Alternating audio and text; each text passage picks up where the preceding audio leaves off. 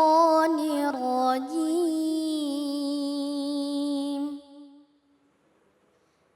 بسم الله الرحمن الرحيم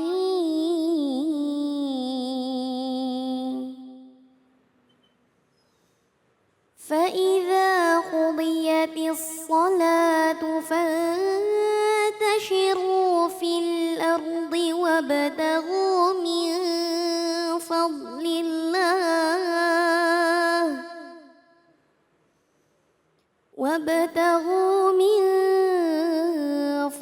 الله واذكروا الله كثيرا لعلكم تفلحون صدق الله العظيم.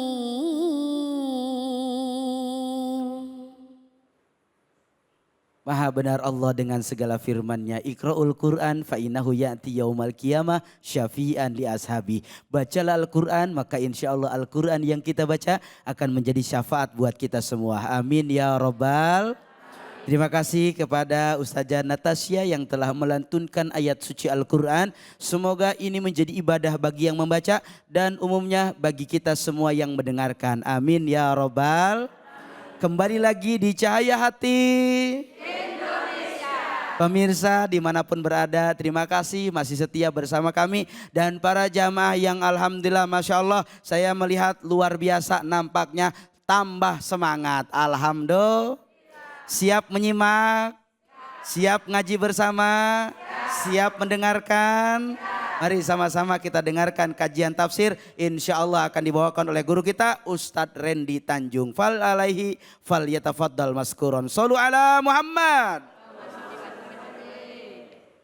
Bismillahirrahmanirrahim.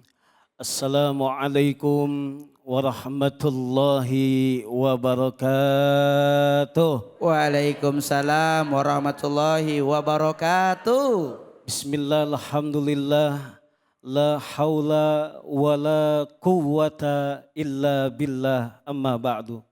Hadirin wal hadirat yang mudah-mudahan dimuliakan oleh Allah Subhanahu wa taala. Puji dan syukur marilah kita panjatkan kehadirat Allah. Salawat serta salam senantiasa terlimpah tercurah kepada junjungan Nabi kita Nabi besar Muhammad sallallahu alaihi wasallam. Hadirin para pemirsa Cahaya Hati Indonesia iNews TV yang mudah-mudahan semuanya kita dimuliakan oleh Allah Subhanahu wa taala. Amin. Amin. Telah dibacakan tadi oleh Korea kita Ananda Natasya surat Al-Jumu'ah ayat 10. Namun ada keterkaitan ayat ini dari ayat sebelumnya yaitu surat Al-Jumu'ah ayat 9. Saya akan bacakan. Bismillahirrahmanirrahim. Ya ayyuhalladzina amanu idza nudiya lis-salati min yaumil jumu'ah fas'au ila dzikrillah. Kata Allah, hai orang-orang yang beriman kepada Allah Subhanahu wa taala, dipanggil oleh Allah Subhanahu wa taala apabila telah diseru untuk melaksanakan sholat di hari Jumat, maka kata Allah, fas'au ila dzikrillahi wa dzarul bai'. Maka kata Allah, bersegeralah kamu untuk mendekatkan dirimu kepada masjid. Dalam artian adalah bersegeralah kamu untuk mengingat Allah dan tinggalkanlah jual beli. Artinya Allah Subhanahu wa taala mengajak kepada orang-orang yang beriman. Biasa kalimat ya ayyuhalladzina amanu ini ada dua. Satu bentuknya sebuah perintah, yang kedua adalah bentuknya sebuah larangan. Ternyata ayat ini menyatakan bahwasanya ya ayyuhalladzina amanu di sini adalah sebuah perintah untuk senantiasa hamba-hamba Allah yang beriman untuk bersegera mengingat Allah dan tinggalkan semua jual beli untuk melaksanakan sholat Jumat. Jadi ibu-ibu ketika di rumah ketika hari Jumat, waktu telah menunjukkan pukul 11, ingatkan suaminya jangan lupa ya untuk melaksanakan sholat Jumat. Lain halnya ketika kita sedang di ada tanah suci, baik laki-laki maupun perempuan sama-sama melaksanakan sholat Jumat. Kemudian kata Allah, "Dzalikum khairul lakum in kuntum ta'lamun," kata Allah. Yang demikian itu lebih baik kata Allah. Jika kamu mau mengetahuinya kata Allah.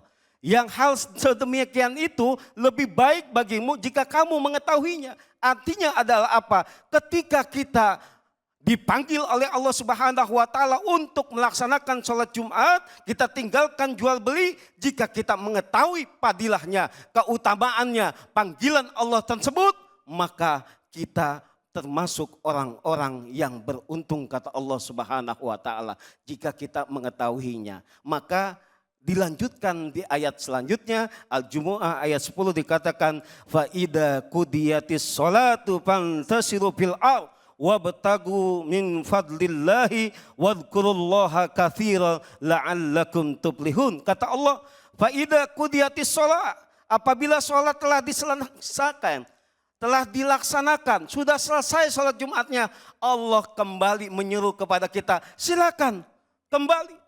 Silakan kembali jual beli, silakan mencari lagi karunia Allah sebanyak-banyaknya. Jadi intinya adalah apa?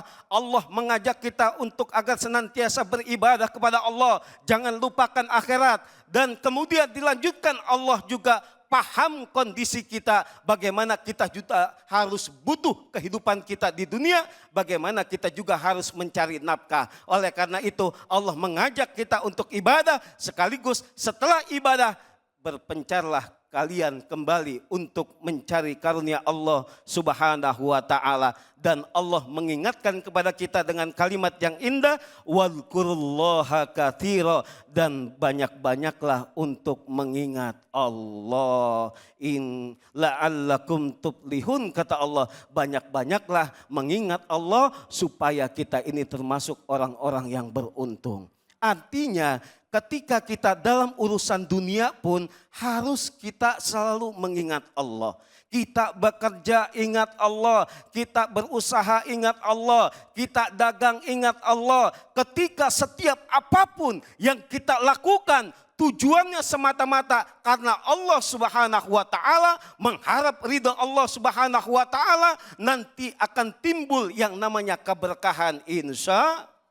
Dari setiap apa yang kita lakukan, dari setiap apa yang kita perjuangkan, dari setiap apa yang menurut kita ini baik yang kita lakukan, ketika dilandasi dengan iman kepada Allah, tanpa melupakan kita untuk selalu mengingat Allah, jangan sampai melupakan ibadah. Kita kerja, sholat pun kita jaga, kita usaha, sholat pun kita jaga. Dan inilah yang akan membawa keberkahan bagi keluarga kita nantinya. Seorang ibu harus bersyukur kepada Allah Subhanahu wa taala dan berterima kasih kepada suaminya. Manakala suaminya ketika ia bekerja, berjuang untuk mencari nafkah, ketika ia membawa pulang sesuatu yang halal, ketika ia membawa pulang sesuatu yang baik, terimalah dengan rasa syukur kepada Allah, berterima kasih kepada suaminya, yang inilah yang akan membawa walaupun nilainya sedikit, walaupun nominalnya sedikit,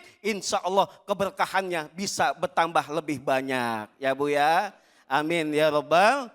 Makanya kalau dikasih suami, kalau kita melihat perjuangan suami itu capek, sungguh sangat luar biasa, perjuangan antara hidup dan mati. Ketika dikasih uang sama suaminya, nih Bu, jatah ibu 7 juta terima aja.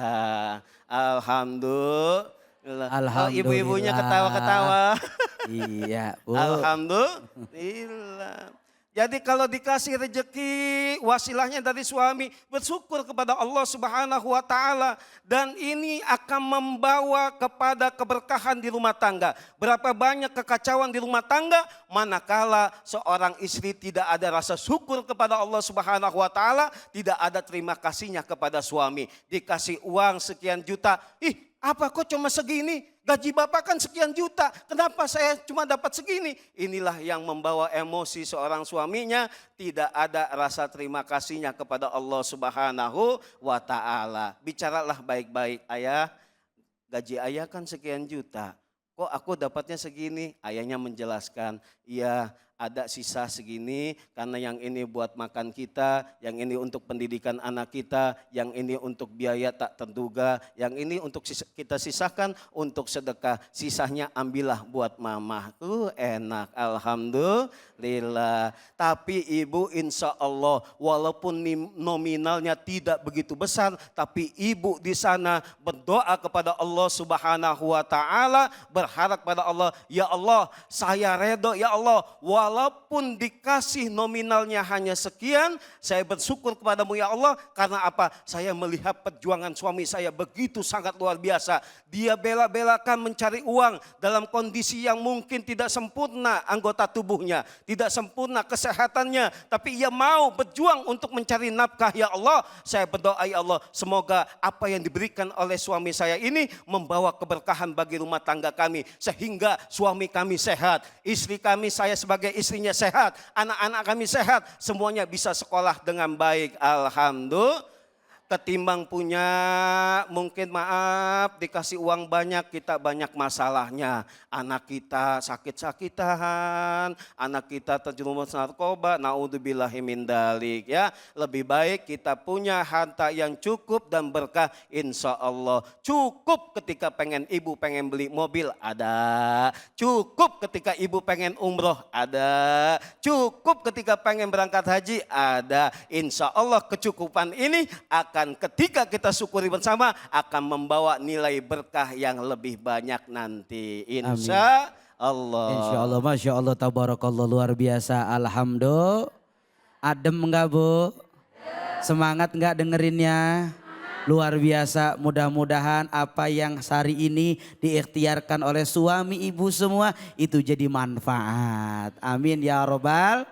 Sehingga memang kita adalah manusia yang harus ikhtiar. Ikhtiar adalah kewajiban kita dan hak menentukan dari ikhtiar itu tidak ada lain melainkan Allah Subhanahu wa taala. Jadi kalau suami banyak duit, alhamdulillah.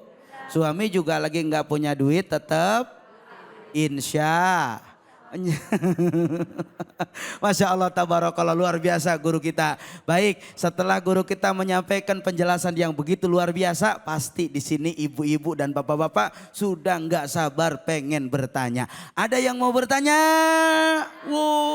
Banyak banget Ustadz. Cuman maaf Ustadz, cuma satu doang ini ya. Bu, maafin ya. Coba mana ya ibu-ibu nih? Nah ini dia, ibu-ibu, mak Nek. Assalamualaikum.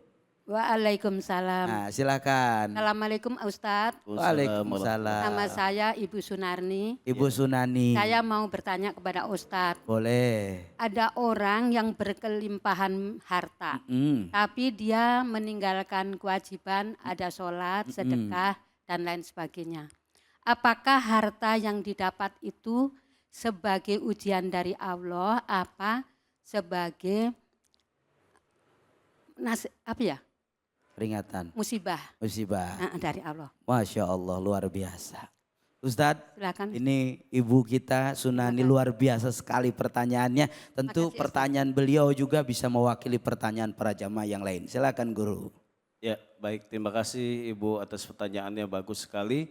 Ada seseorang yang berlimpah harta, banyak hartanya, kayaknya gampang banget duitnya ya. Tapi dia nggak mau ibadah, sholat kagak ya Ibu ya, dia malas akan ibadah.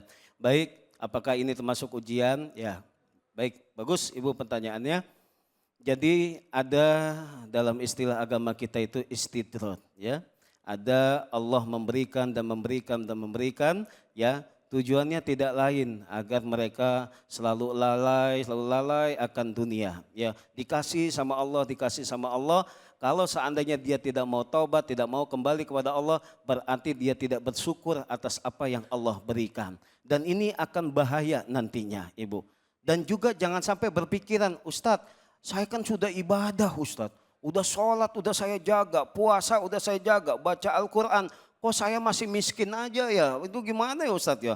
Tetangga saya kagak ibadah, duitnya banyak banget. Nah inilah Ibu. Ya, maka nilai keberkahan itu berbeda dengan nominal yang akan kita miliki nantinya. Yang telah saya bahas tadi nilai berkahnya. Berkahnya itu adalah ziyadatul khair. Bertambahnya kebaikan-kebaikan serta manfaat yang kita akan rasakan nantinya. Bisa jadi ya, uang yang kita terima itu walaupun nilainya banyak, nominalnya banyak, tapi tidak dilandasi dengan kita ibadah, bersyukur kepada Allah, ini nanti akan membawa keburukan bagi kita. Kenapa? Enggak berkah nilai hartanya.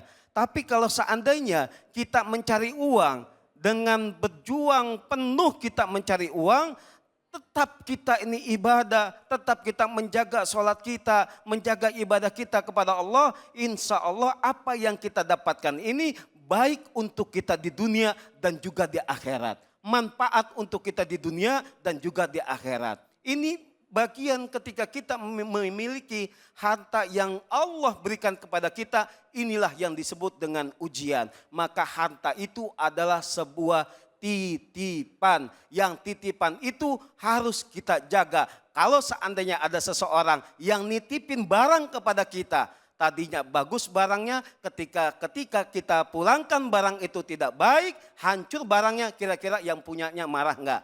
Marah. Begitu juga Allah sudah nitipin rezeki kepada kita semua. Sudah kita dikasih rezeki sama Allah. Kita tidak manfaatkan titipan Allah itu dengan sebaik-baiknya. Maka nanti Allah yang nitipin rezekinya akan marah. Dikasih sama Allah bukan bersyukur, malah enggak mau namanya ibadah. Malah enggak mau yang namanya sholat. Padahal dia dikasih kebebasan untuk masalah dunianya. Diberikan kebebasan, kelapangan rizki oleh Allah. Namun tidak yang namanya digunakan dengan sebaik-baiknya. Nanti di pengadilan Allah Subhanahu wa ta'ala, dia akan diminta pertanggungjawaban atas apa yang telah dititipkan oleh Allah di dunianya. Dari mana engkau akan dapatkan dan kemana engkau akan menyalurkannya.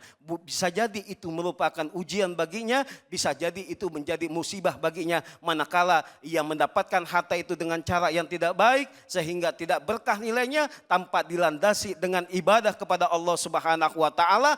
Kalaulah ia bersyukur kepada Allah dengan apa yang diterimanya dari Allah Subhanahu wa ta'ala, inilah yang akan mendatangkan kebaikan baginya, manfaat untuk dirinya, keluarganya, dan juga orang banyak insya Allah. Amin, amin ya rabbal alamin. Terima kasih banyak guru kita, juga ibu yang telah bertanya. Alhamdulillah begitu luar biasa penjelasan dari Ustadz Randy Tanjung, yang mudah-mudahan apa yang beliau sampaikan dan jelaskan memberikan ilmu manfaat buat kita semua. Amin ya rabbal. Setelah ini kita akan mendengarkan tausiah dari guru kita Ustazah Miatul Ummah dengan tema meraih bahagia hingga kehidupan akhirat. Jangan kemana-mana, tetap di Cahaya Hati.